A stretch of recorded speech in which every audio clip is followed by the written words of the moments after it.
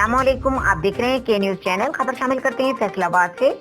Deputy commissioner Mohammad Ali की हिदायत पर असिस्टेंट कमिश्नर सदर उमर मकबूल ने चक नंबर 117 जीम बे धनोला में गैर कानूनी मवेशी मंडी खत्म करा दी। मजीद जानते हैं हमारे ब्यूरो चीफ फैसलाबाद से हम्माद सोमरो की इस रिपोर्ट में। जी हम्माद, बताइएगा।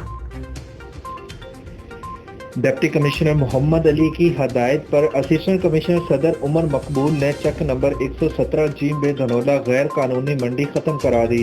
असिस्टेंट कमिश्नर उमर मकबूल का ये कहना था कि जहां पर मंडी लगाई हुई है ये हमारी इजाजत के बगैर लगाई गई है, इसलिए यहां पर मंडी लगाने वाले जो सरबराहान हैं उनको जुर्माना भी आयद किया जाएगा और सजा भी दी जाएगी, क्योंकि कोरोना वबा के बाद चंद मखसूस जगह हैं जहां पर मंडियां लगाई जा सकती हैं जिसकी इजाज़त गवर्नमेंट ने दी हुई है और वहीं पर ही जानवर लाए जा सकते हैं।